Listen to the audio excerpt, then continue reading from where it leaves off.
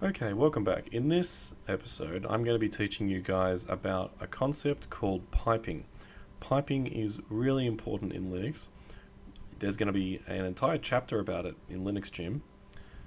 So here it is. Basically, piping is a way that we can take the output of a command and we can do something different with it. So if I do a command like ls, this will list everything that's in my current directory. We can see right now I have a file called How Great is Linux out of 100. And this is being output right now to what's called standard output. So if you just type a command, you hit enter, that's standard output. It's visible to us in the terminal. But if we don't want it to just go to standard output, we can actually pipe that somewhere else. And the most common thing that we would do is we would pipe that output to a file. So I could go ls, and then, actually, let me show you a new command. I'll show you the cat command. So the cat command is how we can print out the contents of a file. So if I go and cat how great is Linux out of 100, which is that file that is in this directory, mysterious file, don't know how it got there.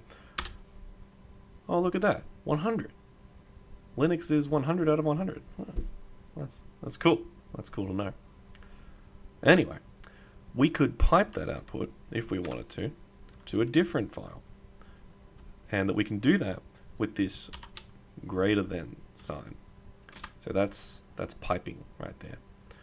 So now we can specify where do we want to pipe that to. Well, I might pipe that to another file called How Great Are Lawrence's Tutorials out of 100. And if I hit enter on that, and you'll see there's no output, so we've successfully redirected standard output. And if I do ls, you'll see there's a new file here called How Great Are Lawrence's Tutorials out of 100. And if we cat that one, we can see the answer is 100. Wow, that's cool. That's cool. But there is a different type of piping. So this type of piping is how we can take output and put it in a file. But we can also do a different type of piping that will actually pipe output into another command. And we can do this over and over again, so we can essentially chain commands together. Let me show you what that looks like. So, buried deep in the file system, there is a file called A to J mail names, which I will start typing the path of now. User local Linux gym data census. Hey, that's not worked.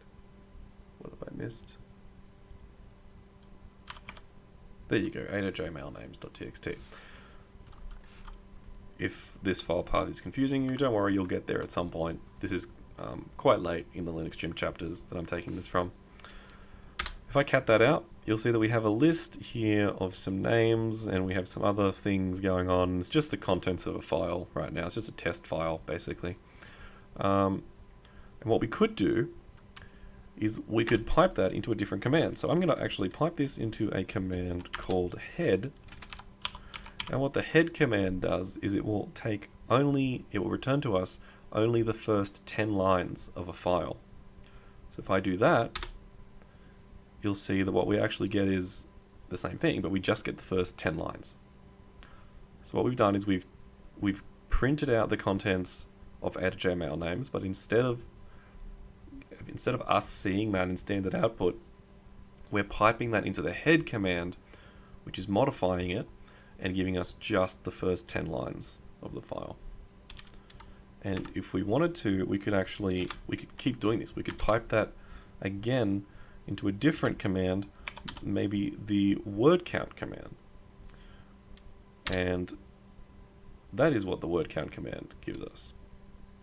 So the word count command is a fancy command that basically counts things in files. It can count words, it could count bytes, it could all sorts of characters, all sorts of different things, and you'll learn a bit about that later. So what we've done here is we've printed out the contents of this file, we've gotten just the first 10 lines of it, and then we've done a word count on that. And this is the result. So it's a really powerful thing. And then if we wanted to go even further, we could then pipe that resulting output. Remember, this is the how we pipe to a file, and we could pipe that output to a file called, I don't know. No, I don't know. I've run out of jokes. Hello. Sad. Yeah, and we can go cat hello, and you can see we've got that same output that's been put in this new file called hello that we've made. If you're trying to remember these different piping symbols, the way that I think about it is you can do as many of these types of pipes as you want. You can chain that together forever and ever and ever. It's a straight line, like a straight pipe. But this one is closed. So you can only do this once, and you can only do it at the end. Therefore, that's the one that must go to a file. Because once something goes in a file, that's the end of it. So as many of these as you want, and then we end with a pipe to a file. Okay, that's piping.